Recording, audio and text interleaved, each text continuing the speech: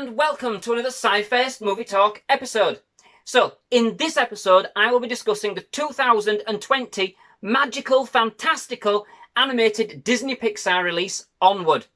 So, this movie is actually Pixar's 22nd theatrically released production, and is directed by Dan Scanlon, who had previously directed the 2013 movie Monsters University for the same studio.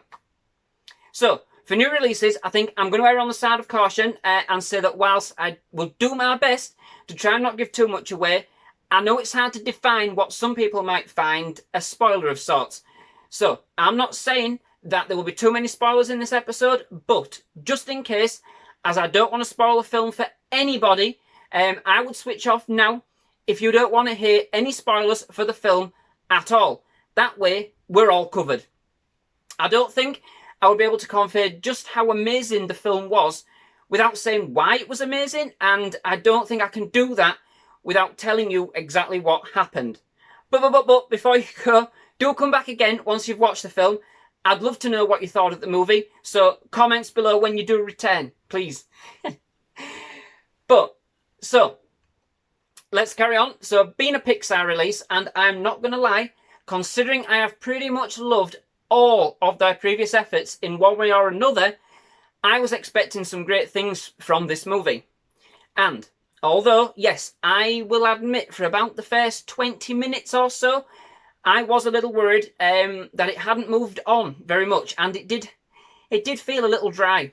But when it got going, I've got to say, it was nothing short of fantastic.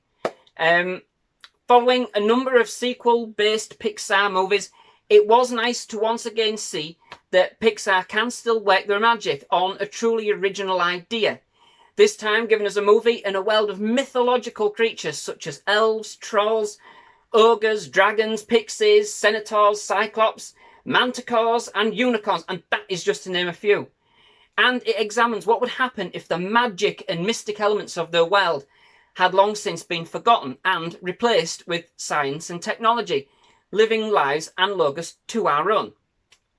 The film then sees us introduced to Ian Lightfoot, as voiced by Tom Holland, and Barley Lightfoot, as voiced by Chris Pratt, two elf brothers who couldn't be so different.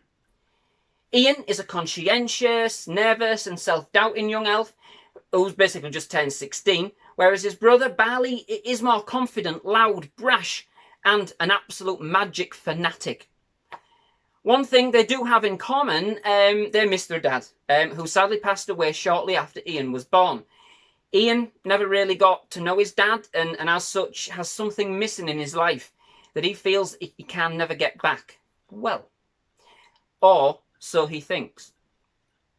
Turns out that their dad had left them a present to be opened when both of the brothers were over 16.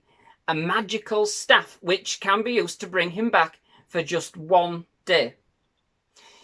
Unfortunately, things don't go right. They go a bit awry, and the spell doesn't complete, which basically leaves their dad without a top half, basically just bringing back his legs.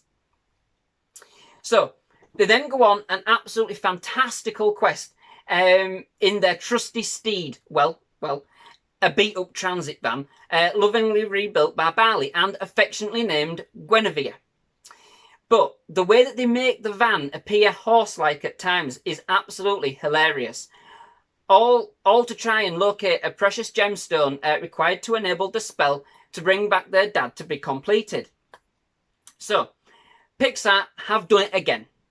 Onward is another gem of a movie with some great characters and some fantastical stories which see them undertake some great adventures, particularly, well, practically in their own backyard.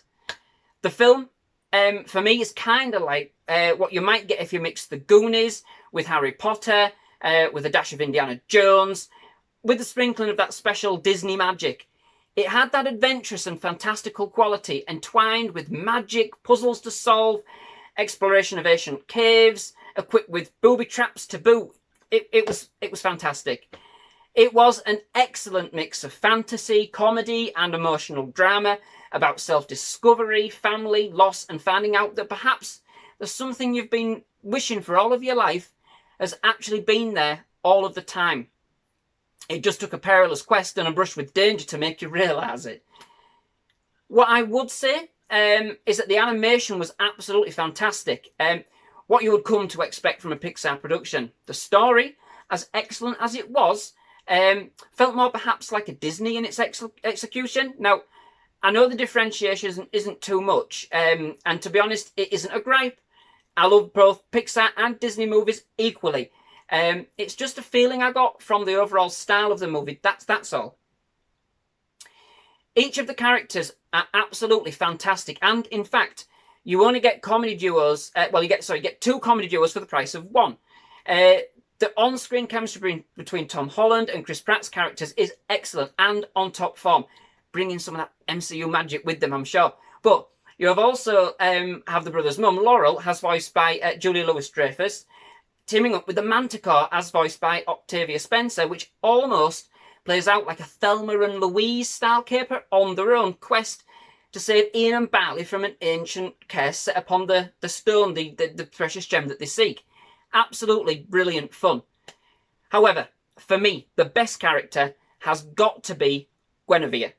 The van literally steals the show in the scenes that it's in, and for me has one of the most tear-jerking scenes of the movie. Now, I don't mind admitting I had a tear in my eye. I know it's not technically a character, but the way in which the van is depicted and referenced throughout the film deliberately made you connect with it in this way, and in its own way was as pivotal to the plot of the movie as any of the other characters. Oh, and their dad's legs. Again, they only have a walk-on part. No, sorry. I had to do that, but you'll see. Exceptional fun and really, really clever how they gave a simple pair of legs such a range of comedy and emotion and feelings. The film had some real depth and could be quite sad at times, especially given the basis of the film. But it wasn't executed in a dark way. It was expertly crafted and quite bright and quite entertaining story with humour brilliantly paced throughout. I did like the fact that it contained quite a few messages, certainly in the way that it was about getting the courage and conviction to go your own way in life. Not always taking the path that everybody else takes, even if this path seems longer or harder to climb. It was about picking yourself up when dealt a blow or having a setback and turning this around into a victory, turning a negative into a positive. Well, at the very least, a magical staff. The bond between the brothers was something the movie focused on throughout, with there being very little there at the beginning, but by the end, Ian had realised that the father he wanted to meet so much and for so long had always been there in his life, in the form of his brother Barley. This was evident in the way that the magic failed at the beginning of the movie, as Ian didn't have faith in his brother. And in order for it to work, they had to come together and believe in one another. And that had to grow as they came to realise what they meant to each other, leading to a pretty significant sacrifice towards the end of the film. All of the other characters had a part to play in the film's messages too, especially the mum, Laurel, who, as a single mum, doubted herself and her abilities. But towards the end, she realised, through the actions of her sons, she was the one holding everything together, and that she was stronger than she thought. Indeed, so did the rest of the townsfolk, learning and regaining skills linked to their ancestors that they'd long since forgotten, getting that strength to become more than they were and realising their full potential. Now, with all this going on, the movie did stand the risk of being a bit preachy, perhaps, and it had the potential to feel a bit bogged down. But it doesn't. Many of the characters, including some excellent pixies, added humour that I think balanced the movie's tones and messages with virtuoso finesse. As with most Pixar movies, do watch out for what's going on in the background. There's some excellent homages paid to mythical and historical references. Look out especially for some of the shop names and basically a delectable mythological take on what I think would be akin to a Chuck E. Cheese. Furthermore, worth a mention, I think, is the musical score, produced by Michael and Jeff Danner, which I thought was pretty good also. There wasn't any one particular theme which stood out, but it did convey the feeling of the mood, the feeling and the mood of the movie exceptionally well. And I thought that there was a real sense of mystery and adventure and wonder, but also a loving tenderness when the scenes called for it.